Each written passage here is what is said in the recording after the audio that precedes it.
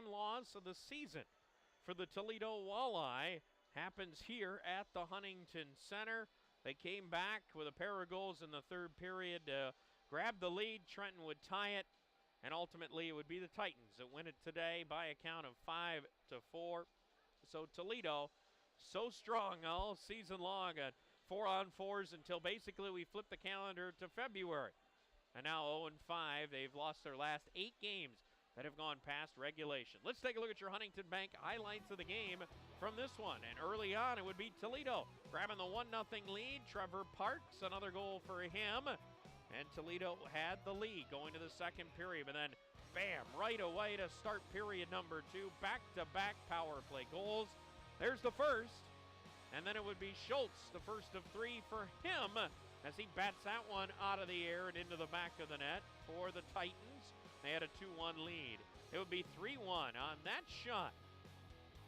And you thought Toledo was in trouble, but the power play comes alive. Nino Musitelli picks up the goal there. How about this one in the third period? After 2 clangs, he taps it in, and Toledo had tied the game at 3. They would go in front here on the shot by Rogers that finds the back of the net. A captain giving Toledo a 4-3 lead. They would tie it though. Trenton right there.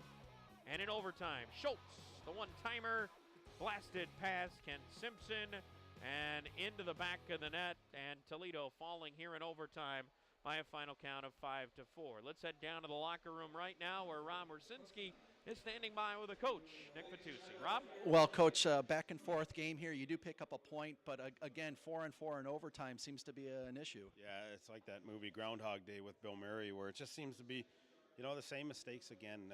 Just puck watching, losing coverage, and it ends up in the back of the net. And it does get frustrating because, we battled back and maybe a day that things weren't going great for us. And, you keep losing opportunities, getting these extra points and the extra time, and it wears on you.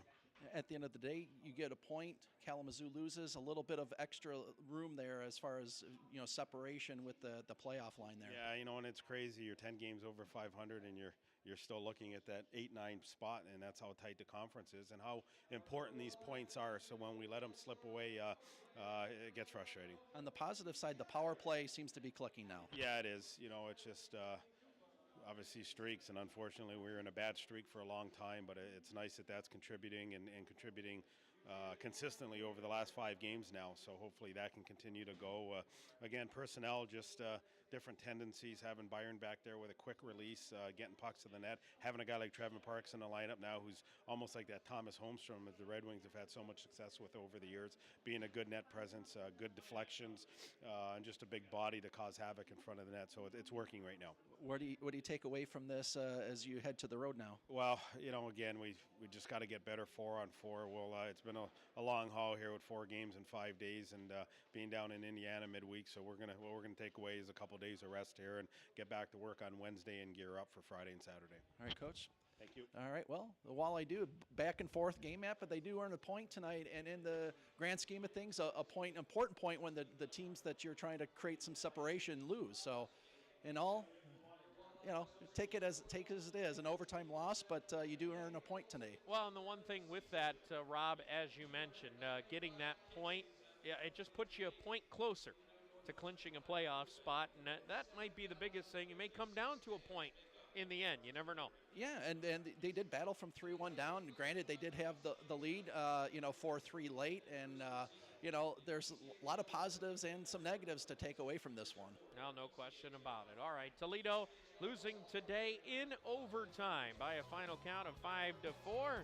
We've got more to come from the Huntington Center in a moment.